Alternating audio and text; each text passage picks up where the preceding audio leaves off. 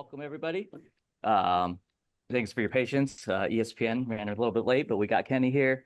As you know, there's a lot of new faces on this call. So before we get to the Q&A section, just make sure that when you are asking your question, just make sure you identify your outlet that you work with. We're gonna do it like we've done these in the past. Use the raise hand function. If you have a question, we'll work our way down the list, and we'll go from there. So with that being said, we are really excited to be a part of the 2024 Chick-fil-A Peach Bowl taking place on January 1st. And then we got obviously head coach Kenny Dillingham here and CEO and president of the Chick-fil-A Peach Bowl, Gary Stokin, also. So without further ado, I'm going to kick it over to Gary for introductions, and then Kenny will give an opening statement, and we'll go from there. Hey, Kenny, congratulations. What a great run. All the great media on this call, picking you last in the conference, in a new conference, and you proved them all wrong. Great run, remarkable season, and we really look forward to hosting you here in Atlanta in the Chick-fil-A Peach Bowl. So congratulations, and if you need anything, don't hesitate to give us a call. Thanks, Jeremy. My pleasure. And then, Coach, if you want to go ahead and lead off with an opening statement before we go to Q&A. Yeah, I'm excited to be a part of the Chick-fil-A Peach Bowl. This is a great opportunity for our guys. They've worked really hard to get to this moment and be able to compete at this level. Some of our guys get to come home to compete in this game, which makes it even more special for those guys from the area. But at the end of the day, the Peach Bowl is going to get a group of guys who are going to play as hard as they can for 60 minutes and even a little bit longer if it's necessary. And I think that's why these guys have gone from worst to first in the conference, is because how hard we play, how passionate we are, and I'm excited to get down there. Awesome. Thanks, Coach. Thanks, Gary. All right, so we'll go straight to Q&A. I'm just going to work my way down the list in order. Kind of make sure that you guys are spreading your questions around, so don't take a monopoly on anything. So we'll start with Mark McClune. Go ahead and lead us off. Hey, Kenny, good to see you. Congratulations on the season. Just wanted to check with you on just the schedule going out there and going to the East Coast. How much do you kind of study how NFL teams get ready to play early body clock East Coast and what the preparation looks like for you going out there? Well, this is a bowl game, so we'll actually be out there. We just got the schedule. I haven't looked at it yet, the exact day that we arrive. I believe it's on a Wednesday practice. So Wednesday, Thursday, Friday, Saturday, Sunday, or Saturday. So I believe it's 4 days early. So our body clock should be adjusted by then, and we get to, go do all the events that the Chick-fil-A Peach Bowl has for us, while also preparing for a bowl game. Robbie Baker. Hey, Kenny, Robbie here with Fox 10. Good to see you. Congratulations on the win yesterday and getting into the playoff. Just curious what this next 3 weeks or a month can do for this football program with the national spotlight shined on you guys and what you guys are building here and how big this is to have this stage for your team. Yeah, hopefully help recruiting. I mean, hopefully this stage and our brand being out there shows people that we can be one of the newer brands in college football. Every 10 to 15 years, a new brand shows up and a new brand becomes a national brand. And I really think Arizona State, the Pitchfork, the Sun Devil has a brand that can reach nationally. We just have to create some consistency here and win here. And I think this is the first step in creating both of those things. And perhaps the most unsafe Zoom question ever asked. We got Jordan Hand whipping the car around. Go ahead, Jordan. I'm in the back seat. It's a lift. Okay, we're good. Hey, Kenny, Jordan Ham, Sports 360 AZ. The next couple of weeks, how do you balance making sure guys get rest, keeping the conditioning up, and then also you have 2 teams that you can prepare for. So what goes into self-scout? How do you divvy up that preparation for those teams, or do you wait until you know exactly who you're playing? Yeah, great question. Early this week we'll be mainly focused on, like you just alluded to, self-scout before we really know our actual opponent. Our guys this week will have off until Sunday.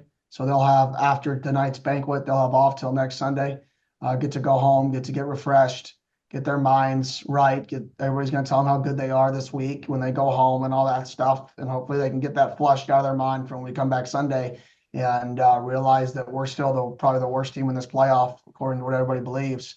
So we still have a chip on our shoulder, and we got to find the balance in practice of getting the guys fresh / working difficult, at a high level. And I'm going to call some people that have done this before, to be honest.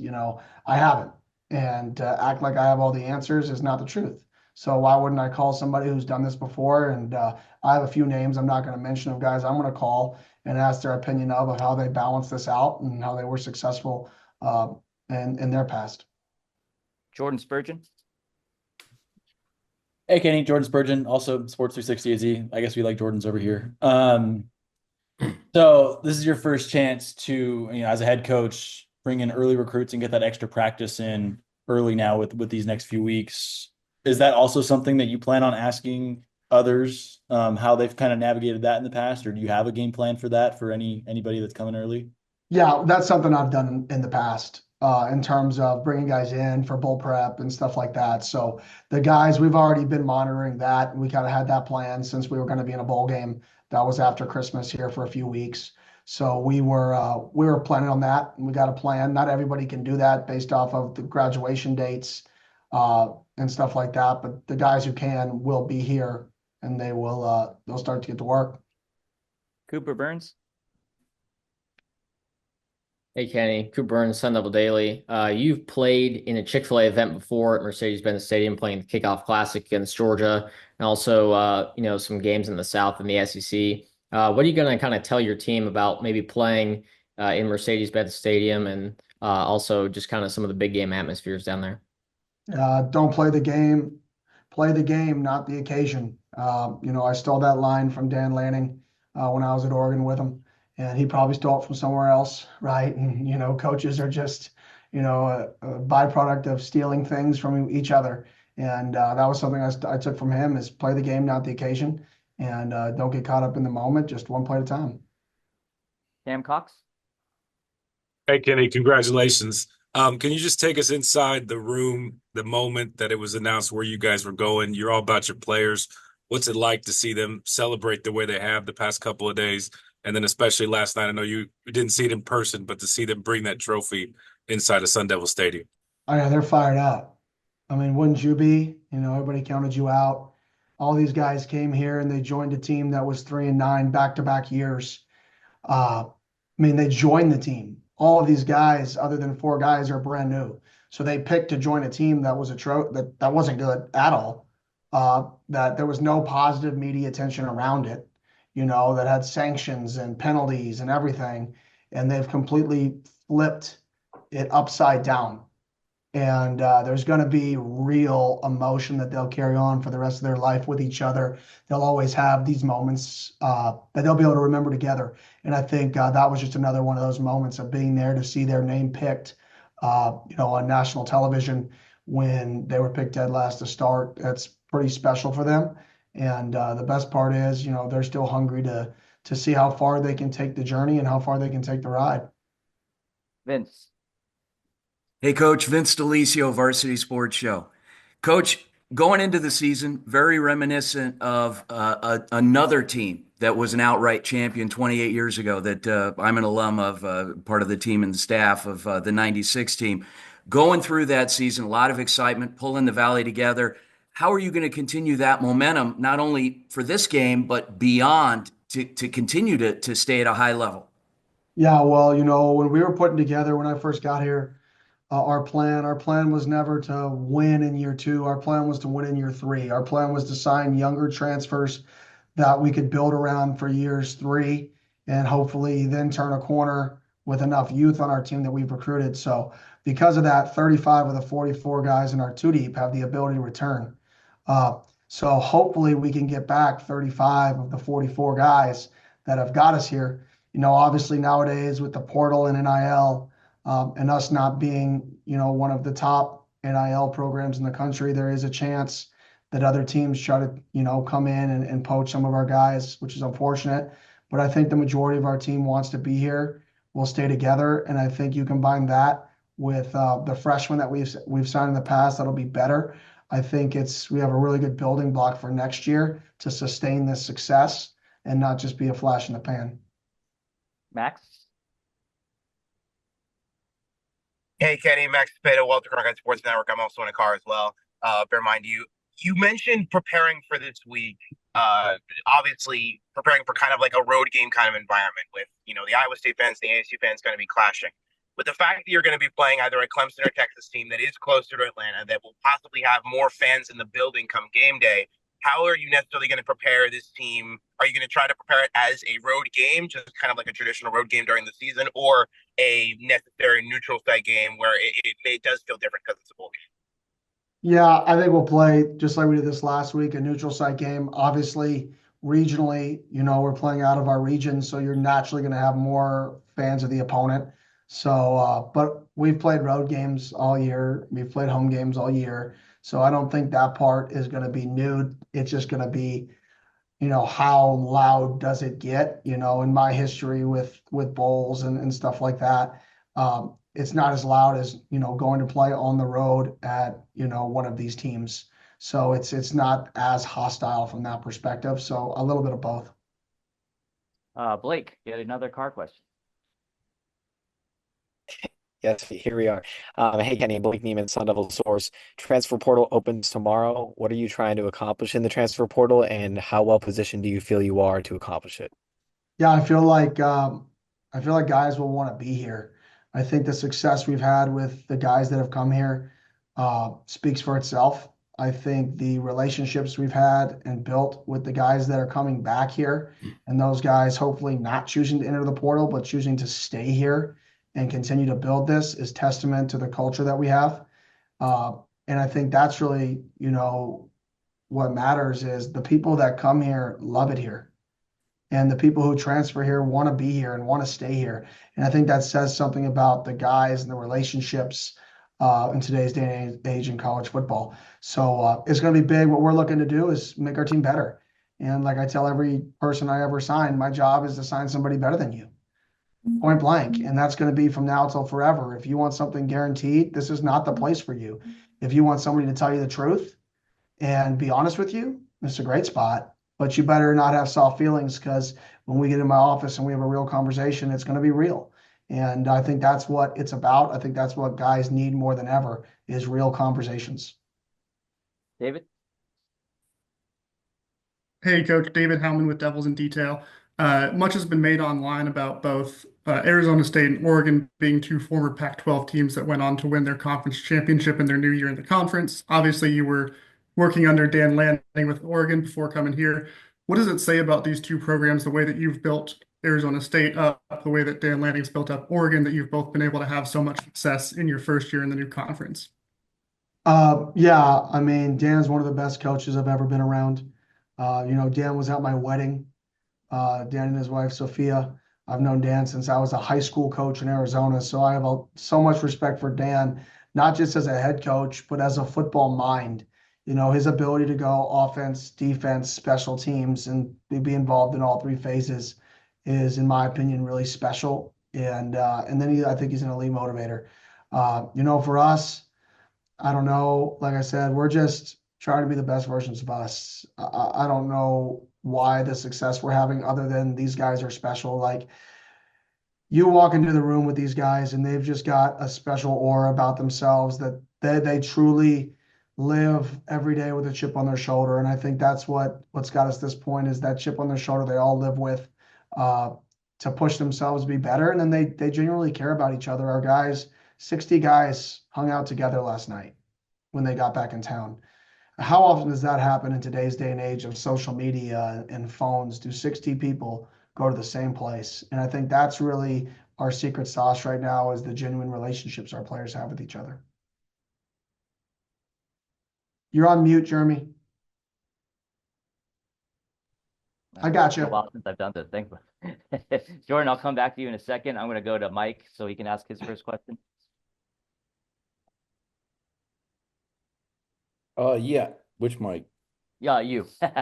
Great. Yeah. Ken, you kind of answered it just a second ago, but in terms of, media is always not the best prognosticators, clearly. What from an X's and O's standpoint, a talent standpoint, what do you think they missed picking the Devils last? To be honest, I don't think it was possible to not, like, I don't think it's fair to judge the media off where they picked us because we had so many people unproven. So I don't know if they missed anything because we had so many people that didn't prove themselves in college yet. You know, the Xavier Alfreds of the world, the Scats of the world, the Sams of the world, the Ben Colemans who hadn't played in a year, the Maxi Honachors, the Justin Watleys, the Shamari Simmons. I mean, the list goes on of guys that weren't yet proven in college football, but we knew they were good and we believed in them.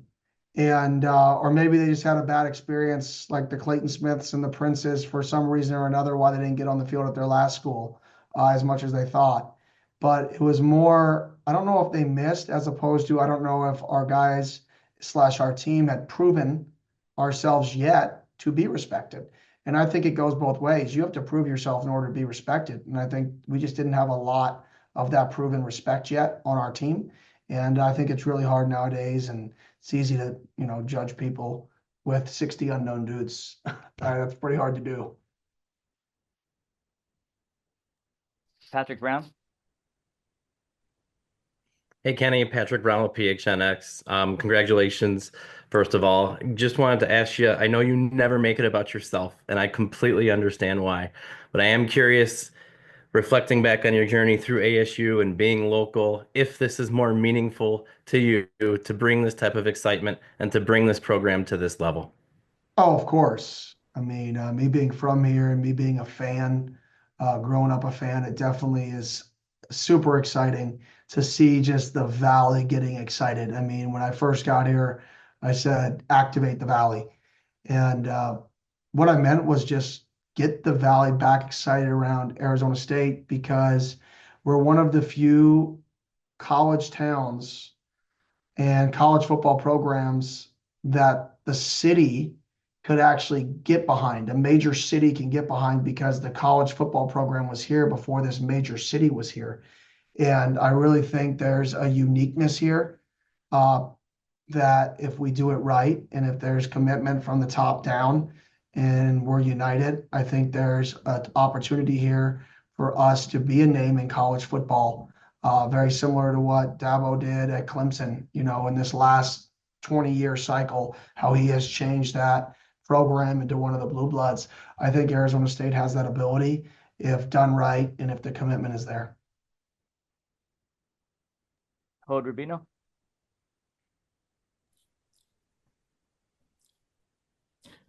Yeah, hi, Kenny. Hode Rubino, Devil's Digest. I know when you prepare for a bowl that's not a playoff bowl, that's a great opportunity to give younger players time to develop more reps than usual in practice. I got to believe, because it is a playoff quarterfinal, that your approach really is not going to be any different than it is during the regular season.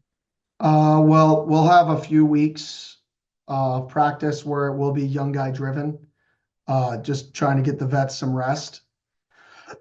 And then we'll transition, with about 2 weeks out. It's actually like 17 days out. We'll transition into more veteran-led practices and more veteran practices to get back into shape, make sure we're in shape, hit a little bit. So the beginning will be definitely more of that traditional bowl prep, young guys, let's develop, and then it will transition into more of a bye-week setting, I would say. So we'll kind of take a bye-week approach once we get near that 2-week mark. Colin Harmon. Hey, Kenny, Colin Harmon, ABC 15 Sports.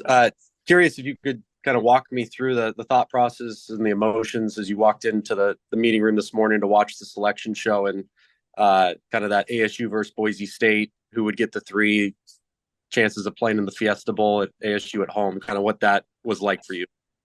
Yeah, obviously for us, I'm fired up. I know our players are fired up to play in the Chick-fil-A Peach Bowl. I mean, I know obviously the Fiesta Bowl was at home, but we have a lot of guys on our roster from Texas. We have a lot of guys from Louisiana. We have some guys from Georgia, from Florida. So the Peach Bowl has been one of those bowls that they grew up watching, idolizing, wanting to be a part of.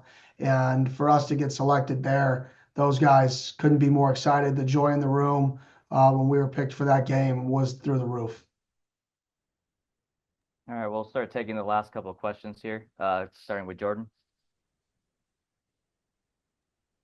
Kenny, going back to the portal real quick, are there any positions that you feel like in particular that you and your staff are going to target here to try to shore up for next year?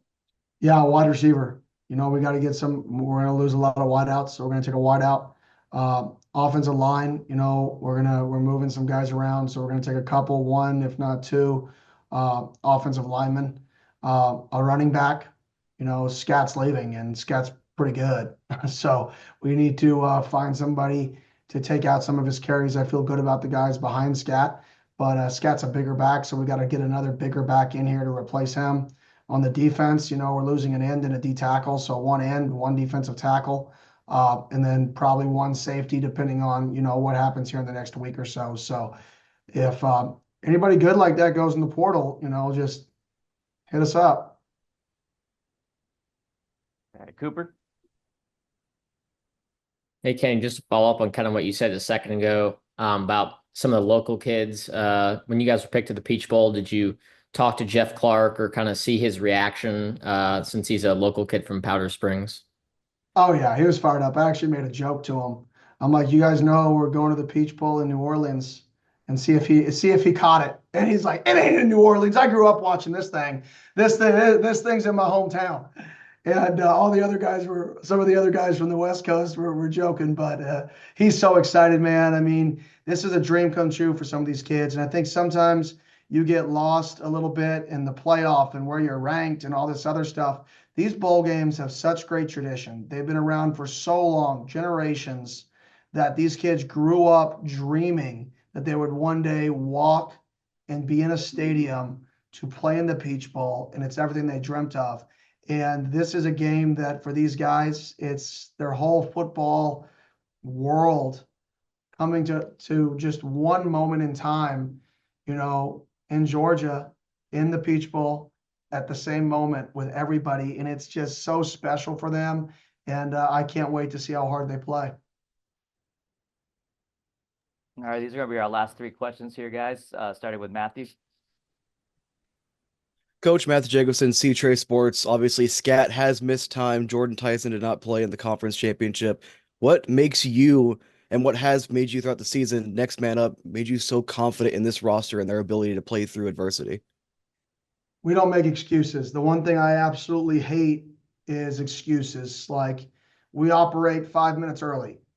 Like, that's the standard. I don't care if your car runs into a deer.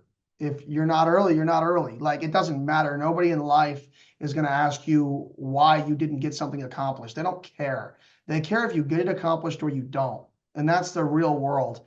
And are there exceptions to that? Of course. But there's no excuses in this program. I don't believe in that.